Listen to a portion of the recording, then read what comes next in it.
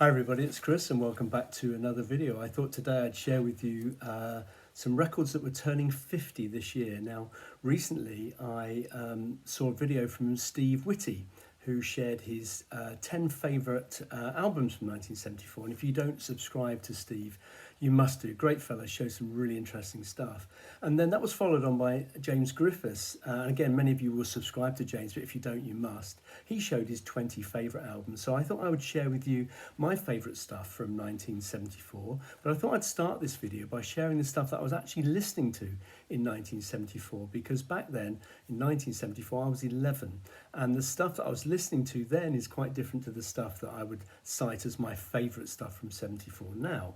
So I'd love to say that in 74 I was a hip, trendy lad, listening to really cool music, things like, Ricky Don't Lose That Number by Steely Dan, or Overnight Sensation by the Raspberries, or Ejection by Captain Lockheed and the Starfighters. But the reality was I was 11 and I was listening to stuff from the charts. Now, I don't know if Richard McCook is watching this, but if you are Richard, you're going to love this stack of singles. So going to kick off with a single which is the first record I ever owned. I got it as a present, my 11th birthday present from my nan. It's Tiger Feet by Mud.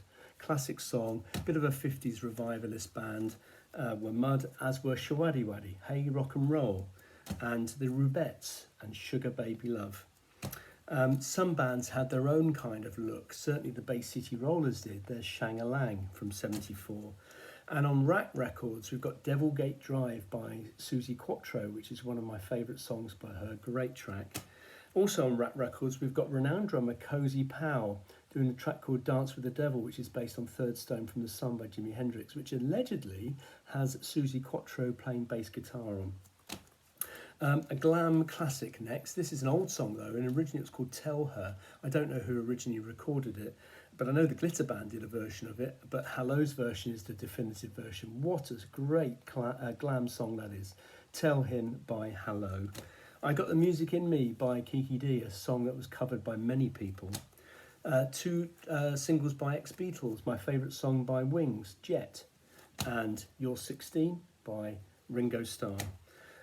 The Sweet were continuing to have hits after Ballroom Blitz and Blockbusters is Teenage Rampage, which is right up there with their best song. This next single is a single that I actually bought in 74 and have kept it since then, and it's This Town Ain't Big Enough for the Both of Us by Sparks. I remember seeing them on Top of the Pops thinking, why is the fella on the keyboard's got a Hitler moustache? But absolutely classic song. In 1974, everyone was mad about Kung Fu and everyone was Kung Fu fighting, according to Carl Douglas. Great song. There were some really serious songs around as well, and one of them I do remember from that time, which I loved then and I still love now actually, Seasons in the Sun by Terry Jacks. A really sad song actually, which is about a friend of his who's dying. It's originally written by Jacques Brel, I think, in French, and was translated by someone else, Rod McEwen possibly, but a beautiful song. He went on to do another song called If You Go Away in 74, but I don't know what he did after that. I don't even know if he's still alive or he ever recorded anything else actually, but great track from him. Wall Street Shuffle by 10cc, wonderful stuff from Sheet Music. That is Beach Baby by First Class. It's a real pop classic, as is Billy Don't Be a Hero on Bust Up Records by Paper Lace. Now the UK loved a novelty hit, and stuff like The Streak by Ray Stevens was no exception to that rule, nor was Remember You're a Womble. And I think the only other person who showed the Wombles is Richard McCook. So Richard, if you're watching, there's one for you. Remember You're a Womble. On the same label was, that is CBS, was the person everyone wanted to look like. It's David Essex. He was so cool, and That's Gonna Make You a Star. Great song. I started getting a bit more rocky stuff in 74 as well, so You Ain't Seen Nothing Yet by Bachman Turner Overdrive was a big hit that year. As was Down Down by Status Quo. I think this is their only number one actually, and this was the band that I saw it's my first ever gig actually in 74, and I bought this particular single in 1974 as a result of seeing them. And the last one is Seven Seas of Rye by Queen. Wonderful song, great stuff. So that's what I was listening to in 74. Let's see what I listen to now from 74. So these are a bunch of albums. They're not ranked, although probably when I get to the last few, they are probably like the top 10, if you like. First one up is the debut album from Bebop Deluxe, Axe Victim. By no means their best album, but a really interesting album. Very much of the kind of time in terms of the look.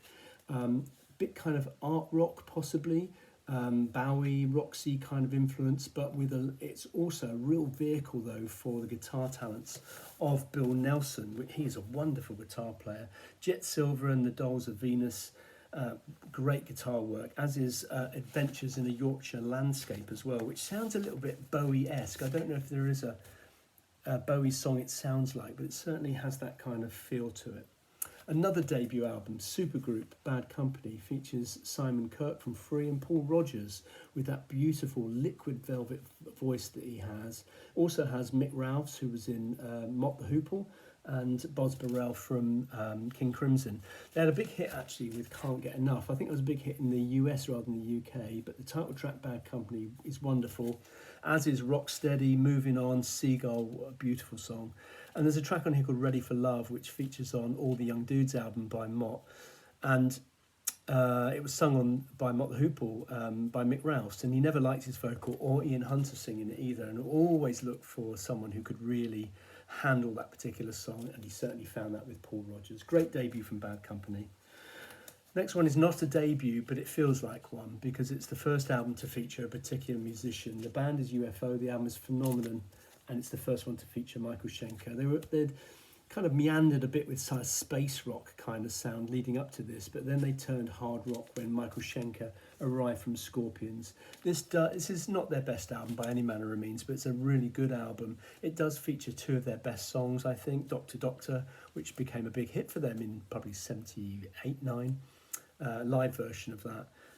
But it also has Rock Bottom, which has, without a doubt, one of the greatest guitar solos in any hard rock song. It's fantastic. What a beautiful, it's such an amazing tone, technique and melody Michael Schenker had. A little bit different now, a bit proggy possibly, Supertramp, Crime of the Century. Fantastic arranged album, beautifully composed. The first side, School, Bloody Well Right, Hide in Your Shell, Asylum, wonderful. Dreamer was on this, that was a fantastic single. Crime of the Century is great. This is a classic album and one that would be familiar to everybody. I'm denied about the next one actually, and I do like it. I nearly put in Autobahn by Kraftwerk, but I went with Phaedra from Tangerine Dream. This is an absolute landmark electronic album. Often with music, I don't necessarily sit and listen to it, it's in the background. This is the sort of thing I might listen to if I was doing some work. It's hypnotic in places, quite sparse in others, but it's just a masterpiece in terms of the sounds that it was producing with the instruments they were using at that particular time. So different to everything of that era. Next one up is the sixth album from a band who I love actually, but I think this is probably their last great album. This is Borboleta by Santana. Borboleta is Portuguese for butterfly, and this has a Brazilian kind of feel to it. It does feature Floria Purim in it, so it has a Brazilian vibe. It also has Stanley Clarke in it as well, so it has much more of a fusion feel, along the lines of Caravanserai and Welcome, their previous kind of jazz rocky kind of albums really. But some of the guitar playing on here, as you can imagine from Carlos Santana, is absolutely off the chart. Promise of a Fisherman is just brilliant, as is some of the guitar work on this album. This is the second album from Mahogany Rush called Child of the Novelty. Now if you like Jimi Hendrix and you don't want to listen to Jimi Hendrix, listen to Frank Marino and Mahogany Rush. This is their second album, Look Outside, talking about feeling new rock and roll, wonderful. Wah-wah, guitar, psychedelic. It's got that spoken kind of Hendrix-esque vocals at times. Just great album by a fantastic, often overlooked guitar player. I think he's one of the best actually, Frank Marino. So that's Child of the Novelty by Mahogany Rush from 74. That was the second album, as is this. Sweet Fanny Adams by The Sweet. This doesn't feature any of their hits. Teenage Rampage, for example, is not on here, but it does feature some of their best ever songs. Set Me Free, the title track, Sweet FA, is a hard rock classic. There's some Purple-esque moments in this. There's also Judas Priest kind of moments in this. This is an absolutely brilliant hard rock album. It's got a version of Peppermint Twist, which is, you know, the last track on side 1, which is neither here nor there, as is the last track on side 2, which is AC/DC, and that's a song written by Chin Chapman, which isn't very good. But another song on here, that's the only other song that's written by Chin and Chapman, who wrote their hits, actually, is called No You Don't, which is sung by Steve Priest, I think, and doesn't sound particularly sweet-like. In fact, it's just a really good hard rock song. It was covered by Pat Benatar on her debut album, I think. But there we are, there's Sweet Fanny Adams, brilliant hard rock album. Another second album by a band that's often derided, and I think they're derided for their 80s output rather than their 70s output, which I think is far better. Second album from Aerosmith. This is a great album, Get Your Wings, a real step up from their debut. Same Old Song and Dance opens the album. That's an Aerosmith classic, I love that. Lord of the Thighs, better live than studio, but great song. Spaced is brilliant. SOS Too Bad is great. Really good version of Train Kept Her Rolling. Seasons of Wither is wonderful. So this is a really good album, actually. Now, if you've, just, rejected Aerosmith, go back to this. I think it's a really, really good album. It's not as good as the albums that followed it, Toys in the Attic and Rocks, but it's a certainly step up from their debut, but a really good album from 74. As is this. Now this, I toyed with putting this into my top 10, actually, because this is such good fun. I think he said about his playing, this fellow, that when he dies, people say he played shit, but he made it sound good.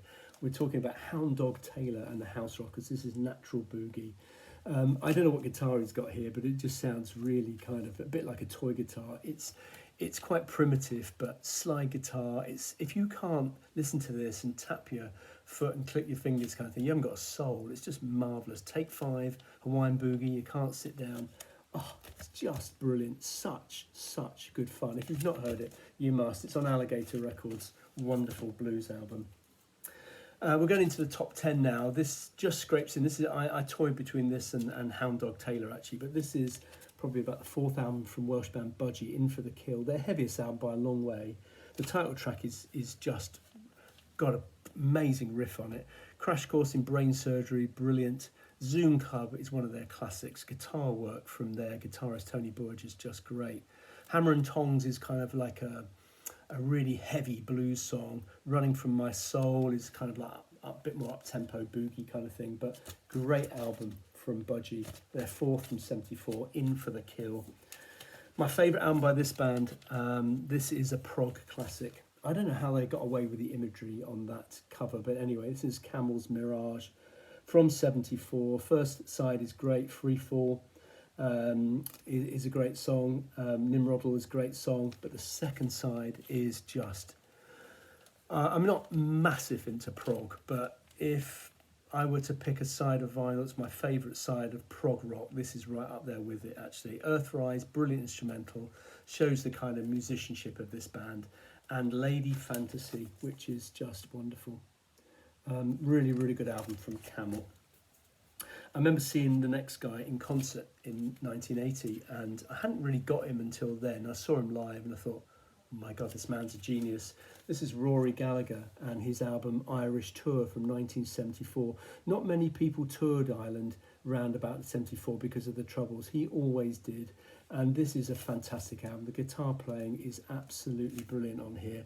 Walk on Hot Coals is marvellous. A Million Miles Away. This is a double album. It feels like you're there. It's absolutely incredible. This is also another great blues album. This is the second album, and I think his best album. This is Bridge of Sighs by Robin Trower. I remember seeing this guy live, and the facial expressions he pulls when he's playing is just incredible. Day of the Eagle, In This Place, The Fool and Me, Two Rolling Stones is just amazing. A little bit of sympathy. Hendrix-like in places, a fantastic vocalist, James Dewar. Really, really good album. Highly recommend that. As I do this, I've shown this before. This is brilliant. This is Fenton Robinson and Somebody Loan Me a Dime. This is understated guitar, soulful vocals.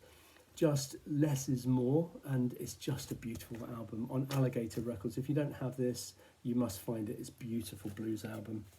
The next is an album. It's a debut album. It's very different from the stuff they've done before, after, because it doesn't feature a particular member of the band who was instrumental in making them sound like they went on to sound. And that guy was Neil Peart, and the band is Rush. This is their debut from '74. It features John Rutsey on the only album he did with Rush. Features him on drums.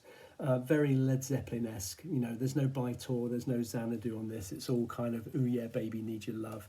But, you know, in Here Again and Working Man, you've got some absolute hard rock classic songs. Brilliant album, lovely, amazing debut. In '74, I saw Status Quo live. They were supported by Montrose. I didn't realise that till years later. But anyway, Status Quo were an amazing band. This was the album from that year. Fantastic album. This followed on from Hello and Dog with Two Heads and Pile Driver. I think it's just as good. This is a brilliant album. The first side is wonderful. Backwater, which merges into Just Take Me, which is not a very Status Quo-like song, actually, Just Take Me. Break the Rules, which doesn't break any rules. It's quintessential Status Quo. Drifting Away is just a great track. But it's got, I think, one of their best ever songs that closes the album. It's called Slow Train, which has a kind of a Gaelic jig halfway through it and a drum solo. But don't let that put you off. It's amazing. And then we've got the third album from one of my favourite bands, and this is Secret Treaties. This is, I think, their best studio album, personally. Career of Evil, Subhuman, ME 262, Harvester of Eyes, and their best ever song, and one of my favourite songs of all time, Astronomy. Better live than it is in the studio, but wow, what an absolutely amazing album. Highly recommend that.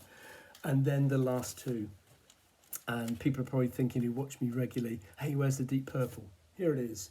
These are my top two albums from '74. This one is second, signed by John Lord and Ian Pace at a White Snake gig once. But Stormbringer, the title track, is great. Holy Man, beautiful vocal from Glenn Hughes. Hold On, which has one of the best guitar solos, I think, from Ritchie Blackmore ever. Lady Double Dealer is great. The Gypsy, an often overlooked song by Deep Purple, was marvellous. And of course, the gorgeous Soldier of Fortune from David Coverdale's, with his wonderful voice on that. And then the last one is Burn. The two songs that open the two sides, so the track Burn and the other track You Fool No One, are a showcase for the drumming talents of Ian Pace. Just amazing songs. Burn, very much based on Fascinating Rhythms by George Gershwin, is great. Mistreated, great song. A bit of a throwaway instrumental to close the album, but in Sail Away, there's one of the best ever Deep Purple songs. So there you go. There's my favourite albums from 1974 and the stuff that I was listening to in '74. Let me know what you think in the comments below. Thank you so much for watching, and thank you so much for subscribing, and we'll catch up again soon. Cheers.